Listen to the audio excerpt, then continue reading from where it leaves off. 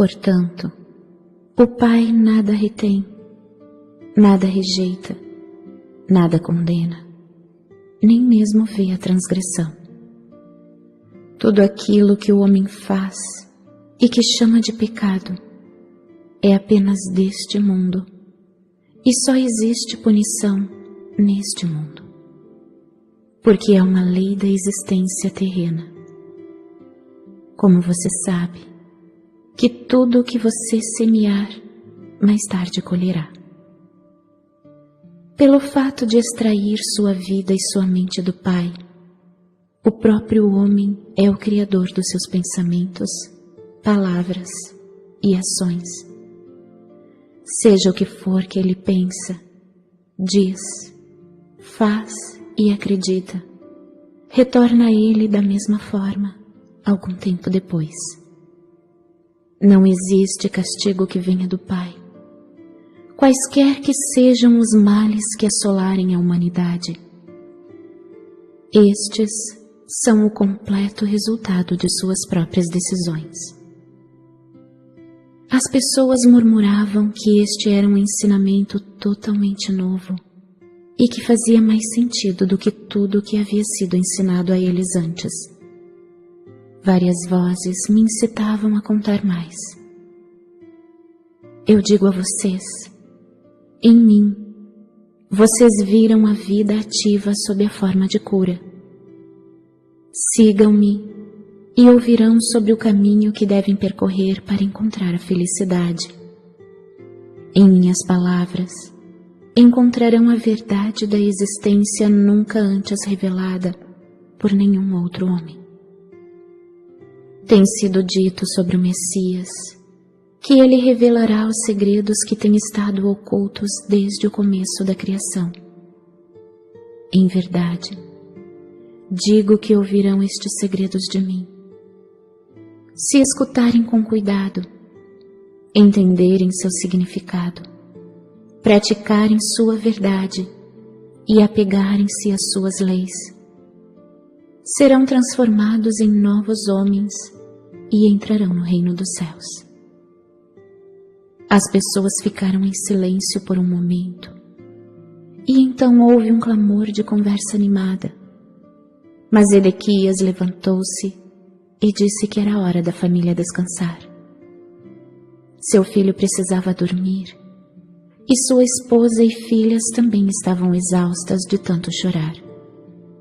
Ficou combinado que na manhã seguinte eu iria até o porto e as pessoas doentes seriam trazidas até mim. Desta forma, fui capaz de empreender minha missão e tudo foi rapidamente arranjado da melhor forma possível.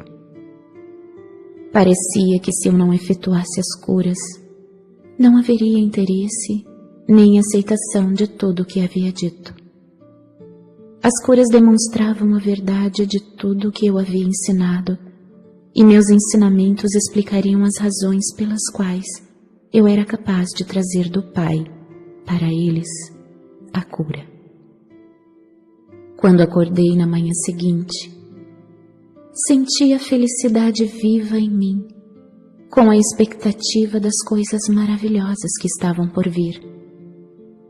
Depois de tomar o desjejum, saí com Zedequias para o porto da cidade, com meu coração iluminado de amor por todos os que passavam por mim.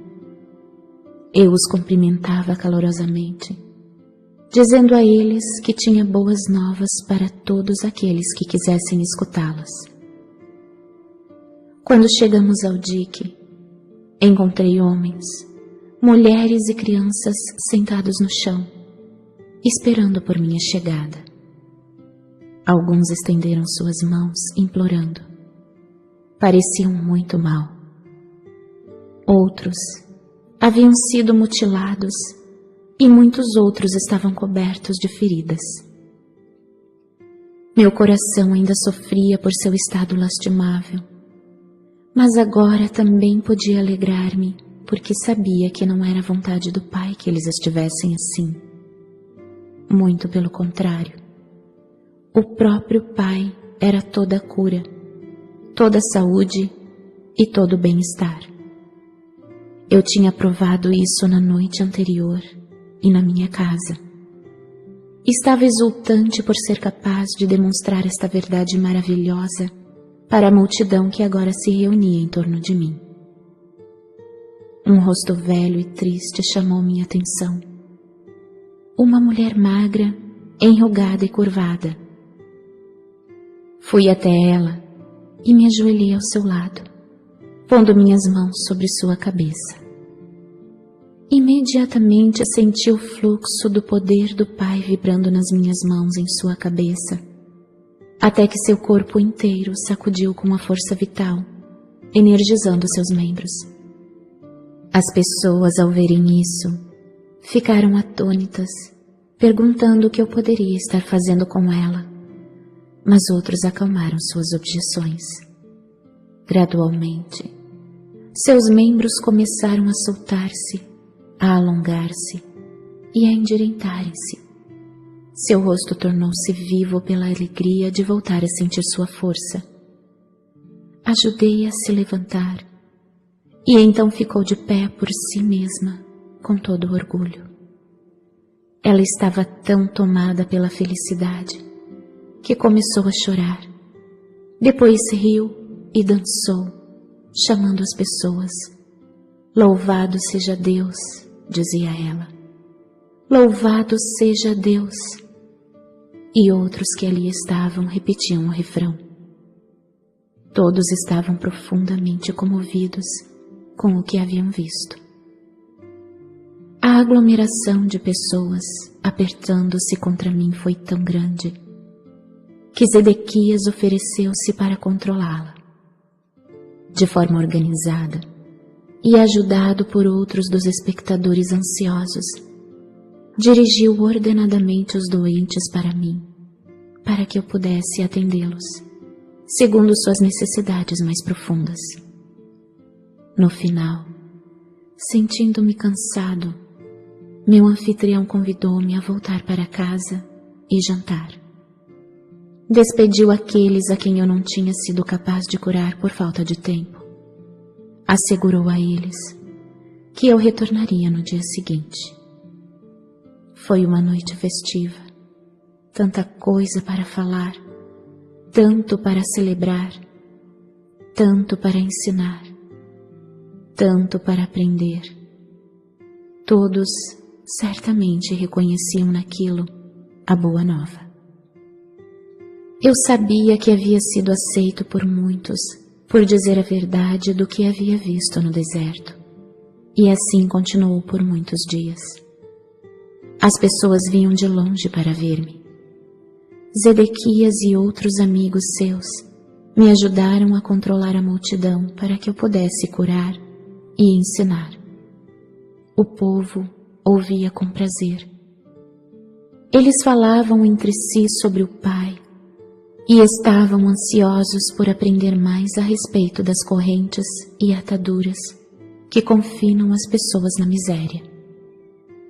A aglomeração de pessoas tornou-se tão grande que eu logo percebi que precisava achar meus próprios ajudantes em quem eu pudesse confiar para me auxiliar. Já era hora de Zedequias voltar a conduzir o seu negócio de couro, que ele vinha deixando de lado. Fui embora para as montanhas, para rezar a respeito da escolha dos discípulos.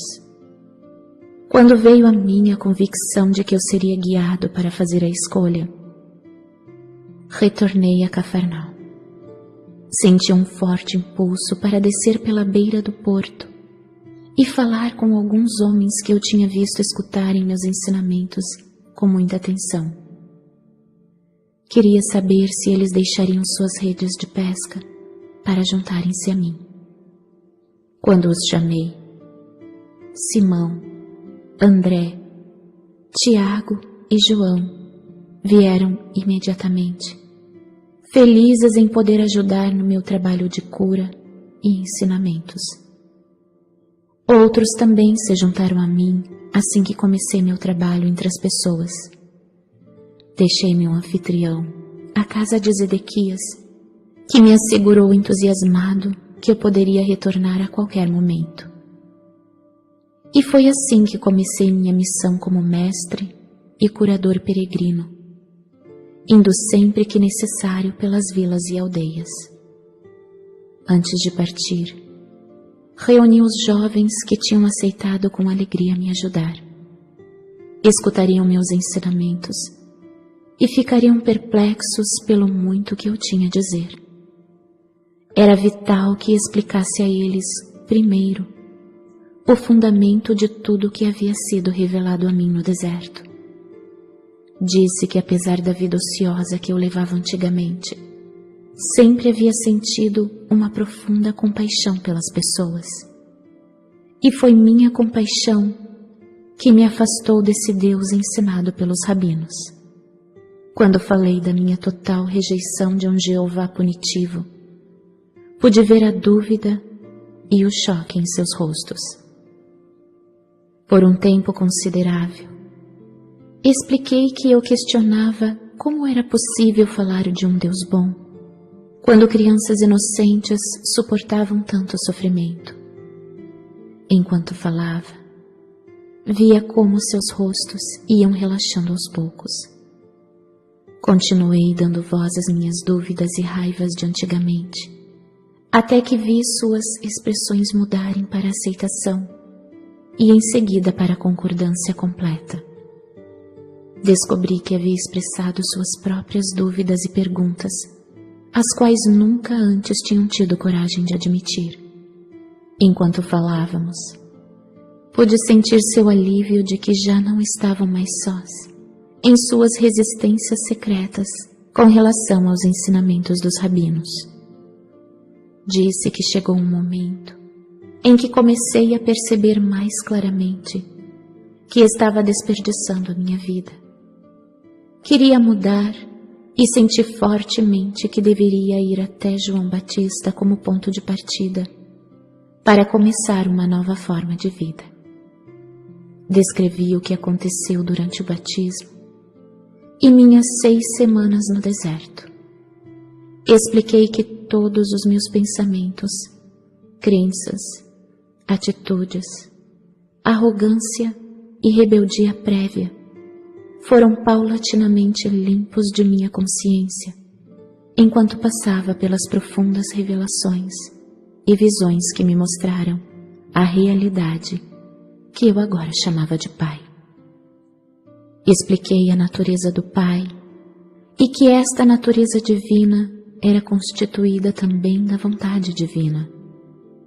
Disse que era o próprio homem que em seu íntimo se afastava do Pai por seu pensamento errôneo e comportamento equivocado, e que somente o homem, primeiro pelo arrependimento e logo depois pela limpeza mental e emocional, poderia encontrar seu próprio caminho de volta ao pleno contato com o Pai. Quando isso se cumprisse, a plena natureza do Pai seria liberada dentro da mente, coração, corpo, alma, no ambiente e nas experiências da pessoa. Quando isso se produzisse, tal pessoa entraria no reino dos céus governado pelo Pai, e o reino dos céus se estabeleceria ele mesmo na consciência da pessoa. Ela atingiria então o propósito de sua existência. Enquanto conversava com meus discípulos, via suas reações refletidas em seus rostos. Toda a dúvida havia desaparecido. Havia agora um resplandecer de luz, de compreensão e alegria. Esses jovens tornaram-se fiéis entusiastas e exclamaram: "Estas sim são boas novas." Entretanto, após a aceitação de tudo o que eu dissera, houve momentos em que se perguntavam se seria verdade tudo aquilo que eu havia dito. Entendi aquilo. Dispor-se a fazer-se da imagem de Jeová, tão profundamente gravada em suas mentes, requeria uma grande dose de coragem. Havia momentos em que falavam entre si e questionavam quem era este homem que pretendia tais maravilhas. E se viessem comigo, e afinal eu fosse realmente um mensageiro de Satanás, eles seriam severamente castigados por Jeová. Eles tinham muito a perder. Sua posição na sociedade como jovens, homens sóbrios e trabalhadores, sua reputação como comerciantes e artesãos, a perda de suas rendas e o maior obstáculo de todos, a provável ira e rejeição de suas famílias. O que eles receberiam em troca? Disse então que eu não podia fazer nenhuma promessa terrena por sua ajuda na propagação do Evangelho da Boa Nova. Eu não tinha dúvida alguma de que onde quer que fôssemos, receberíamos alimento e refúgio e que seríamos muito bem acolhidos pelas pessoas. Somente poderia prometer a verdade de que o Pai conhecia suas necessidades e que elas seriam satisfeitas e que os manteria com saúde.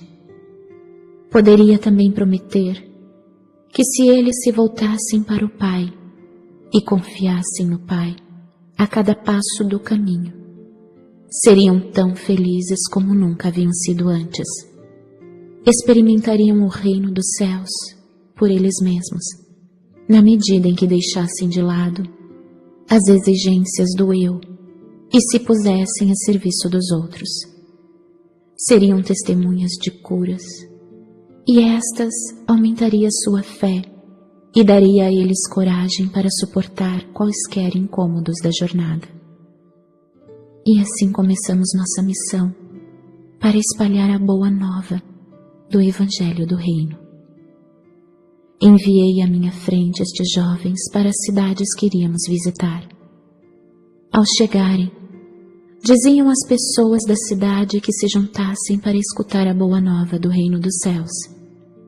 As pessoas ficavam surpresas e queriam saber mais. Mas os discípulos pediam que fossem buscar seus amigos e vizinhos.